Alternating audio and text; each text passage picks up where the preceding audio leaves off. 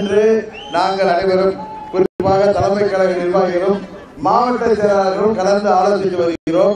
கடந்த 12ஆம் தேதி மாண்புமிகு சின்னம்மா அவர்களை சந்தித்த பொழுது வருங்காலத்திலே கட்சியை எப்படி கொண்டு செல்ல வேண்டும், அதற்காக நாங்கள் இந்த திட்டங்களை வைத்திருக்கிறோம் என்று அவர்கள் கூறிய பொழுது, நீங்கள் அனைவரும் அனுபவமிக்கவர்கள், பொறுமைசாலிகள், நிதானமானவர்கள், உங்களுக்கு எது சரி என்று படுகிறதோ கட்சி தொண்டர்களின் நலனை மனதிலே கொண்டு தமிழ்நாட்டு மக்களின் விருப்பத்தை நிறைவேற்றுகின்ற விதமாக நீங்கள் எந்த முடிவு எடுத்தால் சரி என்று தோன்றுகிறதோ அதை செய்யுங்கள் என்று எங்களுக்கு ஆசீர்வாதம் அளித்த அன்றைக்கு அனுப்பி வைத்தார்கள்.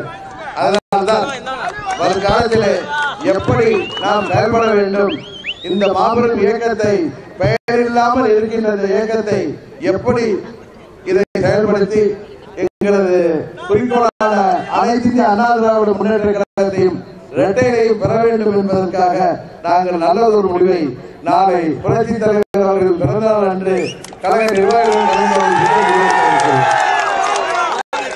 ஒற்றுமையை ஏற்படுத்தி ஆட்சி அதிகாரத்திலே அமர்ந்தால்தான் மக்கள் நிம்மதியாக சிறப்பாக வாழ முடியும்.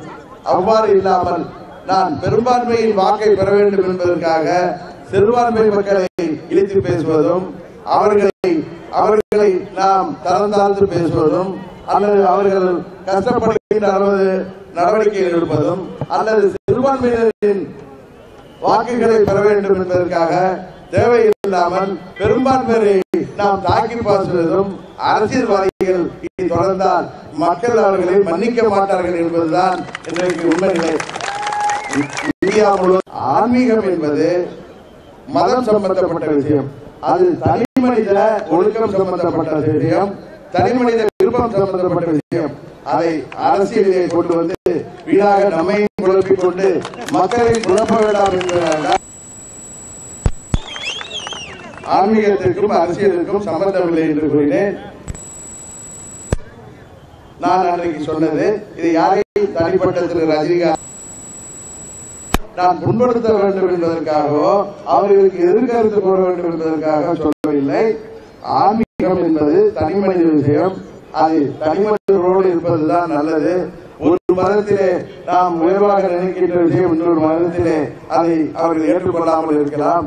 அதனால் மதங்களை ஆன்மீகம் என்ற பெயரிலே அரசியலிலே புகுத்தி, ஏற்கனவே உங்களுக்கு தெரியும், இந்தியாவிலே பாரதிய ஜனதா கட்சி தங்களை பெரும்பான்மைக்கு ஆதரவாக காட்டிக்கொண்டு இன்றைக்கு தமிழகத்திலும் அவர்கள் சிறுபான்மை மக்களை ஒரு அச்சப்படுகின்ற சூழலை உருவாக்க பார்க்கிறார்கள்.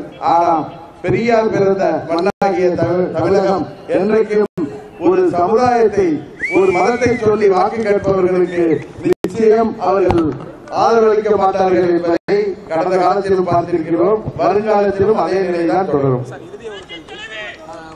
தவறான கருத்து, அது தவறான கருத்து பிரியாக்கள் வந்திருக்கு நீதிமன்றத்தில்.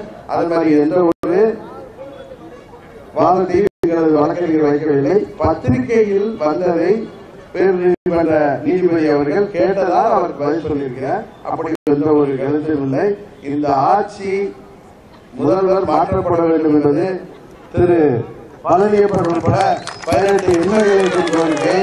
ஆனால் எனது கோரிக்கை, இந்த மக்கள் விரோத துரோக ஆட்சி முடிவுக்கு கொண்டு வர வேண்டும் என்பதுதான். அதனால் நீங்கள் சட்டமன்ற உறுப்பினர்கள் வழக்கிலே நல்ல தீர்ப்பு வரும். நாளையும் நாளை மறுநாளும் நடக்க இருக்கின்ற பன்னீர்செல்வம் போன்ற 12 எம்எல்ஏக்களின் வழக்கிலும் நல்ல தீர்ப்பு வரும். அதைத் தொடர்ந்து நிச்சயம் சட்டமன்றத்திலே நமது எடப்பாடி பழனிசாமி தனது பெரும்பான்மையை நிரூபிக்க வேண்டிய கட்டாயத்திற்கு தள்ளப்படுவார். அப்பொழுது நிச்சயம் ஆட்சி மாற்றம் ஏற்படும்.